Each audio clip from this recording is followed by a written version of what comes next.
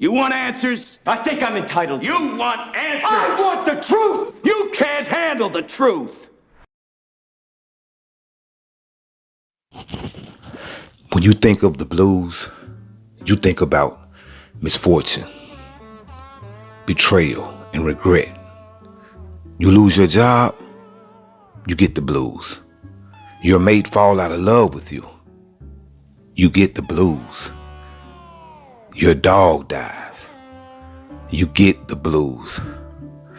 While blues lyrics often deal with personal adversity, the music itself goes far beyond self-pity. The blues is also about overcoming hard luck, saying what you feel, ridding yourself of frustration, letting your hair down and simply having fun. The best blues is visceral, cathartic, and starkly emotional. From unbridled joy to deep sadness, no form of music communicates more genuine emotion. The blues has deep roots in African American history. The blues originated on southern plantations in the 19th century. Its investors were slaves, ex-slaves, and the descendants of slaves. African American sharecroppers who sang as they toiled in the cotton field. It's generally accepted that the music evolved from African spirituals, African chants, work songs, field hollers, rural fife, and drum music, revivalist hymns, and country dance music. The blues grew up in the Mississippi Delta, just upriver from New Orleans, the birthplace of jazz. Blues and jazz have always influenced each other, and they still interact in countless ways today. Unlike jazz, the blues didn't spread out significantly from the South to the Midwest until the 1930s and 40s.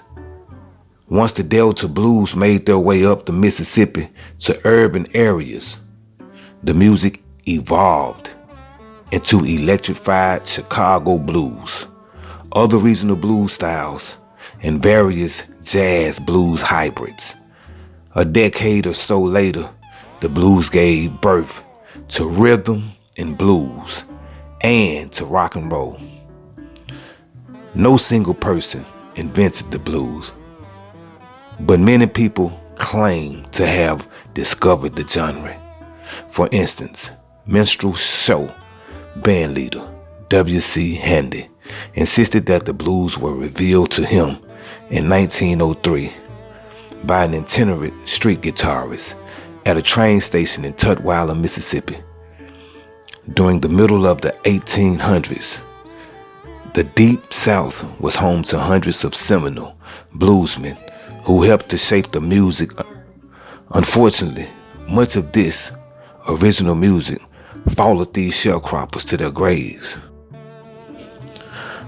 But the legacy of these earliest blues pioneers can still be heard in 1920s and 1930s recordings from Mississippi, Louisiana, Texas, Georgia, and other southern states. This music is not very far removed from the field hollers and the work songs of the slaves and sharecroppers. Many of the earliest blues musicians incorporated the blues into a wider repertoire that included traditional folk songs and minstrel tunes. Without getting too technical, most blues music is comprised of 12 bars or measures. A specific series of notes is also utilized in the blues. The individual parts of the scale are known as blues notes. Well-known blues pioneers from the 1920s such as Son House, Blind Lemon Jefferson, Lead Belly, Charlie Patton, and Robert Johnson usually performed solo with just a guitar.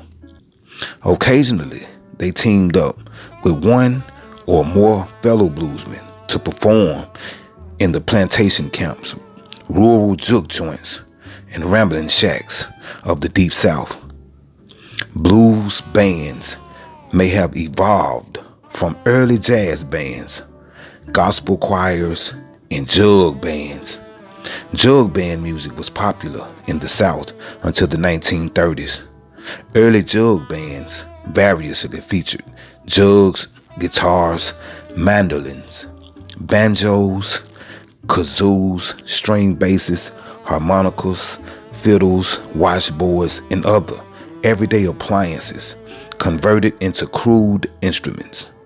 When the country blues moved to the cities and other locales, it took on a various regional characteristics. Hence the St. Louis blues, the Memphis blues, the Louisiana blues, etc. Chicago bluesmen such as John Lee Hooker and Muddy Waters were the first to electrify the blues and add drums and piano in the late 1940s. Today, there are many different shades of the blues. Forms include traditional country blues, jump blues, boogie woogie blues, Chicago blues, which is Delta blues electrified, cool blues, West Coast blues, and the list goes on and on. The reason why I felt it important to speak on the blues, because when you look at African American history, it would not be African American history without the blues, because the blues was very influential and impactful, not just upon the South, upon the nation as a whole. And even to this day, you got Southern soul artists such as Calvin Richardson that got his being from the blues, from the original blues. So I'm paying homage to all of the bluesmen, from the originators to the modern bluesmen. I salute y'all.